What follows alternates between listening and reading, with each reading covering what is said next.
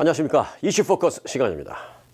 오늘 아침 라디오 코리아 모닝 뉴스에서도 전해드렸습니다마는 지난 2015년 이른바 한일 위안부 합의에 대한 비공개 이면 합의가 있었다라는 이 사실이 알려지자 국내외 여론이 들끓고 있습니다.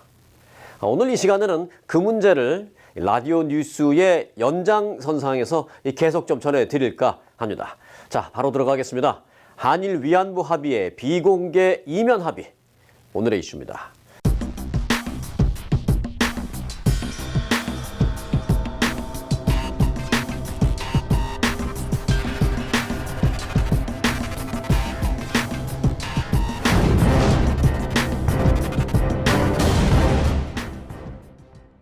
네, 주영석 기자 함께했습니다. 네, 안녕하십니까? 안녕하십니까? 네, 오늘 아침 라디오 코리아 뉴스에서도 같이 이 문제를 다뤄봤습니다만은 참 뉴스를 전하면서도 답답하다는 생각이 들었는데요. 그렇죠. 이 비공개 이면 합의 어떻게 봐야 되겠습니까? 이 비공개 이면 합의라는 것이 경우에 따라서는 외교적 합의에서 있을 수도 있는 일이겠죠. 양 당사국 간에 당분간은 좀 비밀스럽게 하는 게 좋겠다든가 굳이 세상에 공개를 안 하는 것이 지금은 더 나을 수 있다든가 여러 가지 합의 사항이 있을 수가 있는데, 그렇다 하더라도 이번에 나타난 이 한일 간의 이 이면 합의에서 이 내용은 좀 문제가 심각할 수밖에 없다. 왜냐하면 다른 내용도 아니라 바로 이제 위안부 문제라는 거죠. 그래서 그 대상이 굉장히 좀 비밀스럽게 처리할 수 없는, 그렇죠. 그런 사안이기 네. 때문에 이 일본 정부가 가해자인 건 맞습니다. 피해자들은 수많은 위안부 할머니들 아니겠습니까? 그분들 중에 또 많은 분들이 살아 계셨고 지금 또 이제 자연스럽게 또 이제 나이 드시니까 이제 돌아가시긴 하고 있지만, 그런 피해자들이 있고 한국 정부는 어떻게 보면 그런 피해자들을 대리해서 대신하는 역할이란 말이에요.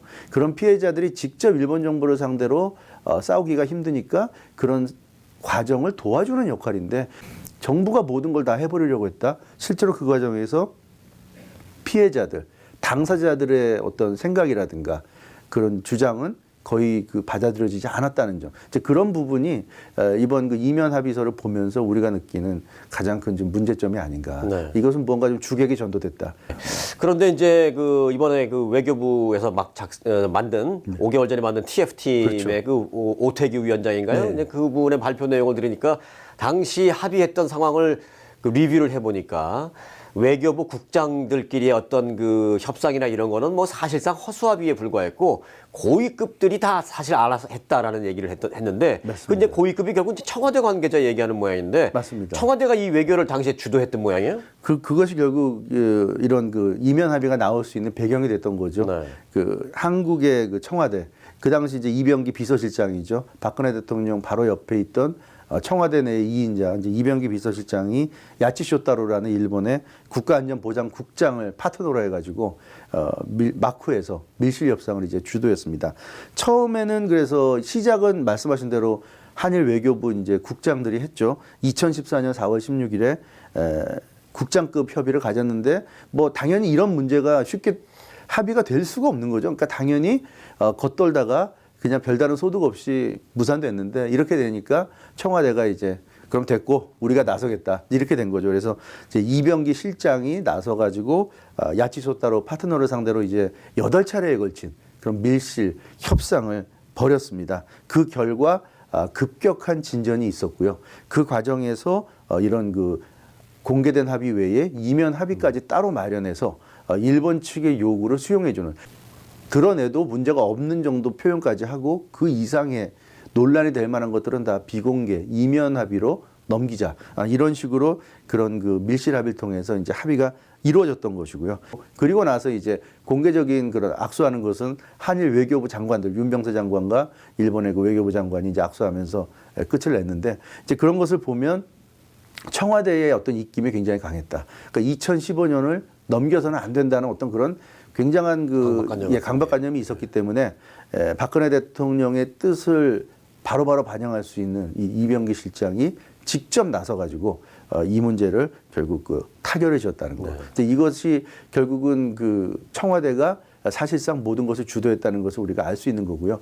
사실은 외교 협상을 하다 보면 외교부서 아니라도 적절하게 조력을 할 수는 있어요. 그러니까 뭐 국정원이나 청와대 쪽에서 필요하다고 판단한다면 적절한 정도로 뒤에서 백업으로 지원을 해준다거나 조력은 할 수 있는데 지금 그 이병기 실장 같은 경우 문제는 국정원장 시절에도 그렇고 대통령 비서실장 시절도 그렇고 조력하는 정도가 아니라 자기가 완전히 전면에 나서서 주도했거든요. 심지어 뭐라고 그랬냐면 이 윤병세 외교장관이 일본을 잘 모른다. 이런 말까지 자기 파트너한테 하면서 그야말로 이건 있을 수 없는 발언이에요. 이 대한민국의 외교를 대표하는 외교 수장이 일본을 모른다는 식의 발언을 한다는 거는 이건 농담으로라도 해서는 안 되는 발언인데 이병기 실장이 실제로 8번의 마크 접촉을 하면서 그런 말까지 했다는 거는 참 심각한 문제고 따라서 이 외교부가 제대로 협상력을 발휘할 수 없는 그런 그 부분을 노출시켰고 이 박근혜 정부가 그런 것을 보면 이 외교 문제에 있어서 어떤 체계라든가 질서라든가 이런 것이 전혀 잡혀져 있지 않았다는 점. 예, 그런 그 외교 아닌 외교가 이루어졌다는 것이 지금 이런 그 태스크포스 팀의 보고서를 본 우리들의 아마 좀 소감이 아닐까 싶습니다. 여러 가지 뭐 정황을 보면 확실히 이제 청와대가 주도했다는 건 우리가 알 수 있는 문제고요. 그 과정에서 이제 볼 수 있는 게 이제 몇 가지가 있는데 말씀해 주셨다시피 이제 외교 라인이 완전히 배제됐다라는 것. 맞습니다. 또 하나는 그 과정에서 정작 피해자인 그 위안부 할머니들의 어떤 그런 생각이랄까 상황이랄까 이런 것도 배제됐다는 거예요. 맞습니다. 당시에 외교부가 일본과 2015년 말에 합의를 하지 않았습니까? 그러면 한국에 있는 피해 할머니들, 위안부 할머니들에게 그 10억 엔을 분배를 해줘야 되는 거 아니에요? 그 분배 역할을 여성가족부가 했기 때문에 당시의 여가부 기록도 태스크포스 팀에서 중요한 근거로서 이제 자료로서 이제 조사를 했는데 그 기록을 보면 굉장히 서둘러서 그 10억 엔 그러니까 한국 돈 100억 원을 위안부 할머니들에게 이제 주기 위해서 분배해 주기 위해서 굉장히 서둘렀던 그런 상황이 나고 그걸 이제 지급하는데 어떤 개인이 할 수가 없으니까 재단을 이제 설립을 해가지고 재단 이름으로 분배하기 위해서 재단을 설립하는데 뭐 한 달 이상 최소한 한 달 이상 걸리는 작업을 5일 만에 설립하게 하고 그 갑자기 설립된 재단 이름으로 이 할머니들에게 그 느닷없이 그 할머니들에게 할머니들은 나는 돈 달라고 하는 게 아니다 지금. 그렇죠. 일본이 진심 어린 공개적인 사과를 하는 걸 보고 내가 죽고 싶다 이렇게 말씀하시는데 자꾸 돈을 갖고 이제 얘기를 하니까. 지금도 아마 기억날 거예요. 그 당시에 그래서 그 여가부 장관이 쫓아다니면서 할머니들 만나고 아마 그랬던 모습을 우리가 기억할 텐데 할머니들은 역정을 내시고 네. 안 받겠다 하는데도 거의 그 또 안기듯이 이렇게 갖다 주면서 하는 그런 모습 우리가 지금 기억을 하는데 이제 그렇게 해서 피해자들이 보상금을 받았다는 것 그렇게 되면 일단락이 된다 이런 생각을 했던 것 같은데 참 뭐라 그럴까요? 더 가슴 아픈 일, 가슴 이중으로 아픈 일이죠. 가슴 아픈 예, 일이에요. 그렇습니다. 그런 식으로 뭐 좀 속된 말이지만 어거지처럼 이렇게 대충 해서 넘어갈 수 있는 문제가 아닌데 네. 그 당시 상황 보면 참 답답할 정도로 뭔가 그렇게 이 한국 정부가 쫓기듯이 참 이해할 수 없는 일본과의 교섭도 그랬고 교섭 이후에 한국에서의 어떤 그런 그 이 교섭을 이행하는 과정에서도 그렇고 참 무리수를 많이 두지 않았나 이제 그런 생각을 해볼 수가 있습니다. 자, 그런데 이제 사실 가장 궁금한 것이요. 박근혜 정부 당시 왜 이렇게 이면 합의까지 하면서 이런 문제를 합의하려고 마무리 지으려고 그렇게 서둘렀을까라는 궁금증이 있죠. 강합니다. 사실 그 부분이 많은 사람들이 궁금해하는 부분이에요.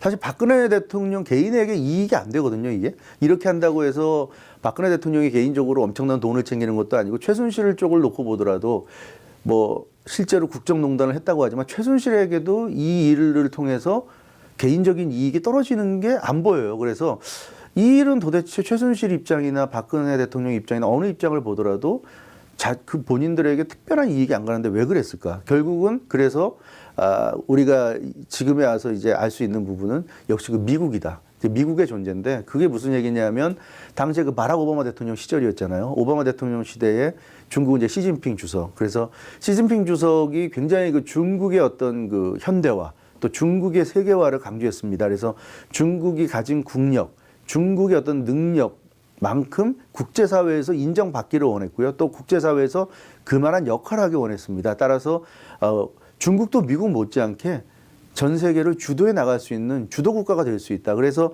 동북아시아에서 팽창 전략을 썼고요. 그러니까 오바마 대통령은 그 당시에 가장 그 미국의 위협적인 존재로 중국을 선정했고 그래서 동북아시아에서 중국의 팽창을 막는 정책을 폈어요. 그러다 보니까 중국을 막기 위해서는 일본이 필요했고 또 한국이 필요했습니다. 한국과 일본이 손을 잡고 네. 미국을 도와서 중국의 그 팽창을 막아준 것이 쉽게 말해서 미국 입장에서는 일본과 한국이 티격태격하는 걸 원치 않는 거예요. 바로 그거죠. 그래서 한국과 일본이 사이좋게 손잡고 미국 말을 잘 들으면서 중국과 맞서주길 바랐는데 그러다 보니까 미국의 압력이 들어왔던 것이 두 가지였죠. 사드 배치와 바로 이 한일 위안부였습니다. 오바마 대통령 시절에 사드 배치 그것이 결국 박근혜 대통령 시절에 결정이 이제 배치하는 것으로 결정을 내려버렸고 또 한일 위안부 문제도 해결하는 것으로 그 한국과 일본 사이의 합의가 이루어졌고요. 그래서 그 모든 배경에는 미국이 있고 미국이 있을 수밖에 없었던 것은 중국을 견제하기 위한. 그래서 결국 동북아시아의 어떤 거대한 정세 속에 한국이 그렇게 미국의 압박을 받을 수밖에 없었는데 지금 생각하면 뭐 미국이 그렇게 하라고 강력하게 푸시했으니까 어쩔 수 없지 않느냐 하는데 그러나 한국이 아무리 미국과 특별한 관계라고는 하지만 주권 국가로서 외교를 어느 정도 좀 현명하게 할 필요가 있었는데 이 미공개 이 이면 합의의 내용을 보면 주기만 했죠. 주기만 해서 일본이 요구하는 것만 잔뜩 있고 한국이 일본한테 요구하는 거는 없어요. 없기 때문에 이런 것을 보면 왜 이런 식으로 했을까. 그래서 이것이 아무리 미국의 압력이 있었다고 하고 한국이란 국가의 특성상 미국의 압박이 강하게 올 때는 참 힘들다는 걸 우리가 인정을 하지만 그렇다 하더라도 박근혜 정부 시절의 이 외교력이라는 것은 참 좀 너무 좀 문제가 있지 않았나. 국가 간의 문제라는 게 참 어렵기 때문에 문제가 아무리 있다 하더라도 그냥 기분 내키는 대로 이렇게 종이 뒤집자 하시는 게 아니잖아요. 그렇죠. 감정상으로는 당장 폐기한다고 하면 속 시원할 것 같지만 그렇게 모든 것을 속 시원하게만 할 수 없는 게 또 외교이기 때문에 참 힘든 것 같아요. 그러나 또 그걸 또 해결할 수 있는 것도 외교입니다. 외교입니다. 맞습니다. 그래서 앞으로 이제 한국과 일본 관계를 지켜봐야 될 것 같은데요. 참 여러 가지로 어려운 난제들이 많이 남아있다고 생각됩니다. 새삼 이 외교라는 단어가 무겁게 다가옵니다. 그렇습니다. 네, 이면 합의. 영어로는 Behind the Scenes Agreement라고 합니다. Behind the scene, 보이는 곳 뒤편이라는 뜻으로 직역이 가능하죠. 다시 말해서 보이지 않는 곳이라는 뜻도 내포하고 있습니다. 전 세계가 주목하는 2차 대전 당시 인류의 치욕적인 죄악, 이 위안부 문제. 그 문제를 협의하는 데 있어서 왜 한국 정부는 이면에서 합의를 했을까요? 그것도 가해 입장이 아닌 피해자 입장에서 말입니다. 서둘러 합의를 하고 바라는 무언가가 있었나요? 아니면 외교력 부재였나요?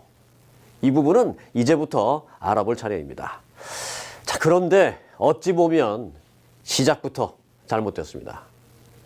앞서 주영석 기자도 지적했습니다마는 이 위안부 문제는 외교 문제라기보다 전쟁 당시 여성에 대한 성폭력에 대한 문제입니다. 전 정권의 외교 문서를 뒤져보는 정치 보복도 아닌 또 이를 통해 다른 것을 얻어보려는 얄팍한 외교 문제도 아닌 인류 보편적 여성 인권 문제로 다가가기를 기대합니다. 오늘 이슈 마칩니다. 주영석 기자 수고 많았습니다. 여러분 고맙습니다.